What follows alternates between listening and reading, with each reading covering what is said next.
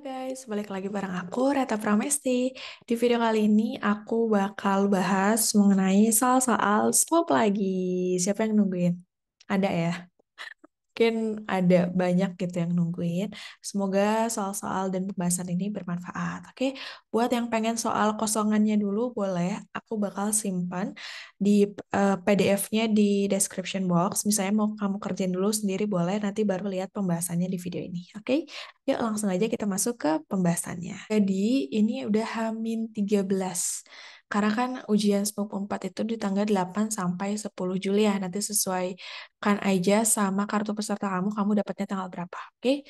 Dan aku bakal bahas soal-soal, ada sekitar 10 soal, yaitu tentang kuantitatif, literasi Indonesia, dan juga non-verbal. Oke, yang part ketiga. Oh ya guys, ini harusnya part 4 ya. Part 4, karena part 1, 2, 3-nya udah pernah aku bahas. Oke, nanti aku bakal simpen di description box juga linknya. Oke, kita masuk ke soal yang pertama. Oke, di soal yang pertama ini soal kuantitatif ya. Arinda melakukan 3 kali tes matematika dengan nilai rata-rata 89. Berapa nilai yang harus Arinda dapatkan pada tes selanjutnya? Nah, ini jadi kata kuncinya adalah berapa sih nilainya gitu ya. Biar si selanjutnya itu rata-ratanya 90. Oke, trik cepatnya gini guys. Trik cepatnya adalah 3 kali tes matematika kan rata-ratanya 89 ya udah 3 kali 89. Berapa? Itu adalah sekitar 267. Oke, sekarang pengen nih rata-ratanya itu 90, berarti kan harusnya itu naik ya. Jadi kalau misalnya awalnya rata-ratanya 89, sekarang pengen 90, berapa nih? Naiknya harus berapa gitu. Nah, berarti kita harus cari aja dari 4 nilai, 4 kali 90 itu 360 ini rata-rata kedua. Berarti kita lihat gapnya, kita lihat selisihnya. Jadi 360 kita kurangi sama 267. Yes, betul ya. Di sini 10 kurangi 7, 3. Terus ini 15 kurangi 6, 9. Oke. Jadi harus nilainya itu 93 biar bisa dapat rata-rata 90 untuk 4 nilai. Yang D. Kita guys ya. Kita lanjut ke soal nomor 2. Masih kuantitatif, tapi ini kayak pola gitu guys. Ini masih gampang sih. 365 ke 363 berarti selisih berapa? Min 2 ya. 63 ke 59. Depannya kan udah sama 3 ya guys ya. Jadi lihat belakangnya aja. 63 ke 59. 63 ke 60 min 3. 60 ke 59 min 1 berarti min 4 gitu ya. Oke, ini udah kelihatan nih. Kalau misalnya min 2, min 4 berarti selanjutnya bakal makin kecil ya. Min 6, min 8 gitu ya. Oke, 359. 59 kurang 6. 53 ya. Jadi 353. Ada nggak yang 353? Ada nih yang B. Oke, coba kita make sure. 353 kurangi 8. 13 kurangi 8, 5 ya. Jadinya 345, betul. Dan ini seterusnya ya. Min 10, min 12, dan seterusnya. Oke, kita lanjut ke soal nomor 3. Oke, ragam data. Ragam data dari 2, 5, 7, 9, 10, 12. Hati-hati guys. Ragam data itu caranya adalah kita harus cari tahu dulu rata-ratanya. Rata-rata gampang ya. Berapa nih? 2 tambah 5 tambah 7 tambah 9 tambah 10 tambah 12. Oke, dibagi sama 3, 4, 5, 6. 6 ya. Oke, berapa guys? 2 tambah 5, 7. 7 tambah 7, 14. 14 tambah 9, 23. 23 tambah 10, 33. 33 tambah 12, 45. Oke, 45 bagi 6. Berapa? 7 ya, 7 koma. 7 kali 6, 42. Sisanya 3. 30 bagi 6, 5 ya. 7,5. Oke, kita udah dapat nih. Rata-ratanya adalah 7,5. Nah, ragam datanya, ya guys, ragam datanya memang agak PR, yaitu biasanya disimbolnya dengan X kuadrat. Jadinya adalah 2. Nah, ini. Jadi setiap angkanya kita kurangi sama rata-rata. 2 kurangi 7,5 dikuadratin. Terus ditambahin sama 5 dikurangi 7,5 dikuadratin. Ditambah 7 dikurangi 7,5 dikuadratin. Ditambah 9 dikurangi 7,5 dikuadratin. Tambah 10 kurangi 7,5 dikuadratin. ditambah 12 dikurangi 7,5 dikuadratin. Oke, dibagi sama 6 ya, karena kan ada 6 data.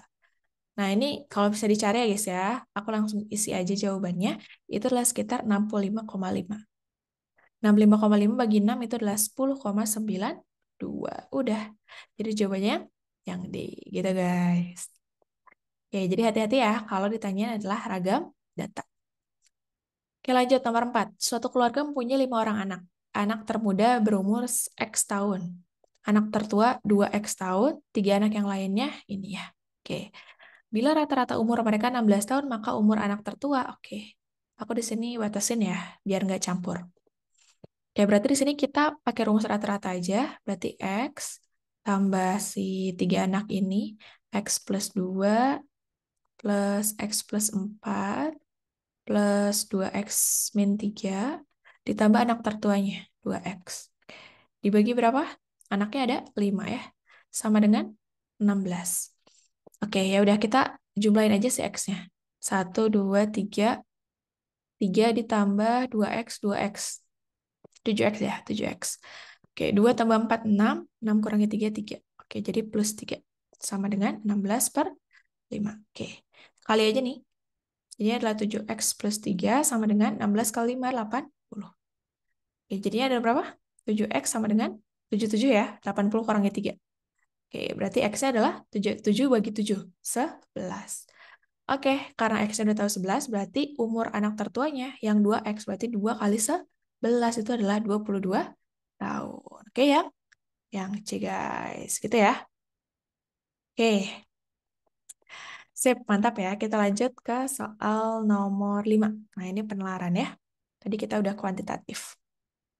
Oke, syarat penerimaan karyawan PT JKL untuk jabatan GT adalah lulus tes buta warna. Ada kata-kata lulus. Gio adalah salah satu peserta rekrutmen yang akan melakukan, baru akan guys. Simpulan yang tepat, ya berarti kita langsung aja bisa simpulin, berarti Gio tuh ya belum tentu gitu ya.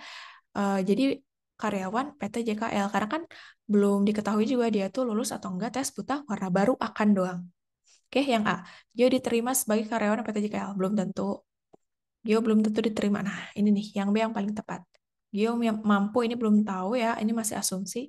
Gio tidak diterima juga enggak, tidak lulus juga enggak. Belum tahu juga ya. Jadi yang cari cari jawaban paling aman itu adalah yang Gio belum tentu diterima sebagai karyawan PT JKL. Oke, lanjut ke soal nomor 6. Semua burung tidak bersirip. Ya, betul ya. Semua kuda makan rumput. Oke. Kesimpulannya, ini coba ada hubungannya nggak burung sama kuda?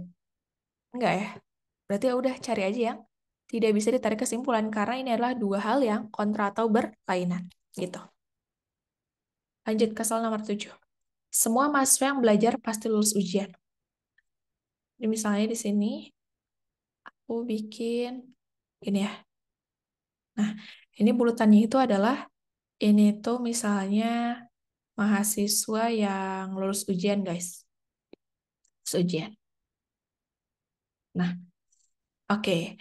Yang lulus ujian ini katanya itu kan belajar gitu. Ada belajar. B aja ya, belajar. Sebagian mahasiswa yang lulus ujian ternyata tidak belajar. Nah, tapi sebagiannya di sini misalnya tidak belajar. Nah, oke, berarti di sini bisa kita simpulkan apa nih? Semua mahasiswa belajar? Enggak. Semua mahasiswa belajar dan lulus ujian? Enggak juga ya. Sebagian mahasiswa belajar dan lulus ujian? Enggak. Karena nggak bisa mewakili si diagram Venn ini ya. Semua mahasiswa yang tidak belajar, tidak lulus ujian? Enggak. Malah yang tidak belajar masih lulus ujian. Tidak semua mahasiswa yang lulus ujian belajar. Nah, ini yang paling mewakili, guys. Karena tidak semua mahasiswa yang lulus ujian itu belajar. Karena ada yang tidak belajar. Yang E. Oke? Jadi cari yang paling tepat, yang paling mewakili. Oke, 3 soal terakhir tentang Indonesia, guys.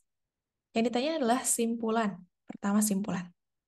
Oke, kalau simpulan itu sebenarnya ada yang tersirat, ada yang tersurat. Ya. Oke, kalau yang tersurat itu biasanya ada di akhir paragraf. Oke. Kalau yang tersirat, ini harus emang baca dari awal sampai akhir. Kita baca skimming aja ya. Oke, coba kita baca dulu ya. Perdagangan skala kecil orang Jawa sangat dipengaruhi oleh moral ekonomi. Oke. Ini kalau misalnya kurang jelas bisa di zoom ya guys ya. Sehingga Jennifer Alexander mengumpamakan perdagangan skala kecil sebagai sebuah keluarga atau agama yang selalu diwujudkan dalam konsep budaya. Oke, itu dapat lah ya kalimat awalnya. Jadi kayak dipengaruhi sama moral ekonomi gitu ya, perdagangan di Pulau Jawa. Terus kita lihat akhir kalimatnya. Nah, hal ini mengakibatkan perdagangan skala kecil orang Jawa sulit mengakumulasikan modal. Oke, ya sulit ngumpulin modal gitu ya. Karena tadi ada pengaruh-pengaruh tadi. Harga komunitas desa ditentukan oleh ekonomi moral dan keunggulan nilai pakai daripada nilai tukar. Sementara itu, mereka harus menjual komunitas itu keluar desa yang merupakan pasar terbuka, sehingga di luar kontrolnya. Nah, katanya itu ada keterperangkapan gitu ya antara penjual dan pembeli. Ada rugi secara ekonomis. Oke. Apabila mereka menjual suatu komoditas pada penduduk desanya dengan harga mahal, maka akan diasingkan. Kayak ada tekanan batin gitu ya. Nah, namun jika menjual komoditas dengan harga terlalu murah akan memperpanjang waktu pembayaran. Betul juga. Maka mereka terancam gulung tikar. Ya, jadi kayak BP-nya tuh lama gitu ya. Oke.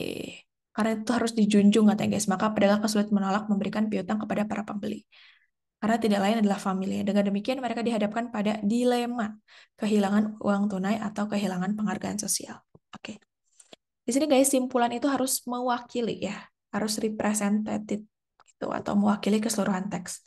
Di sini yang bisa aku simpulkan karena di sini ternyata tersirat ya guys ya. Kalau kita lihat opsinya ini, kalau secara tersuratnya itu yang di akhir kalimatnya nggak ada kata-kata konjungsi. Sebenarnya ada nih yang dengan demikian dilema kehilangan uang tunai di sini ada nggak? Tapi nggak ada di pilihan. Jadi harus ada konjungsinya kalau ini guys.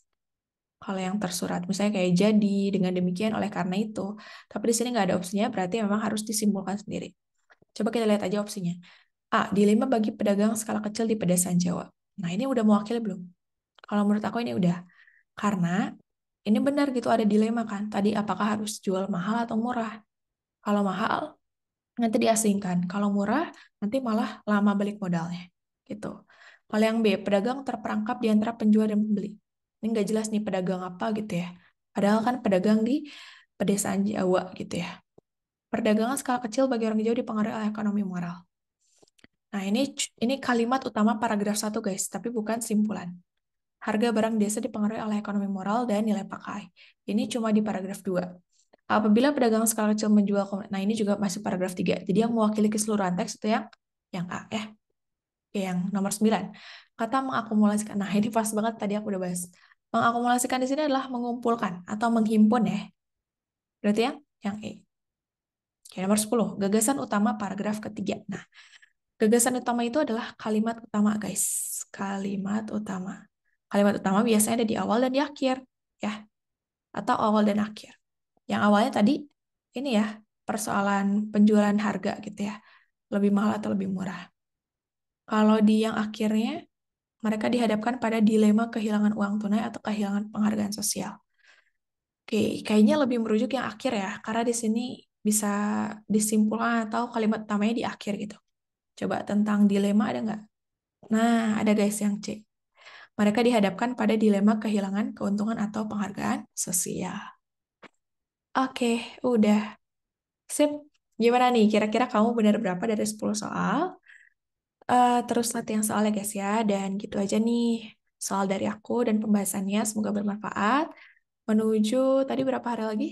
Sekitar 13 hari lagi menuju ujian SMUP Unpad ya. Semoga bermanfaat. Dan kamu bisa share video ini ke teman-teman kamu, para pejuang SMUP Unpad. Biar video itu nggak berhenti di kamu doang ya.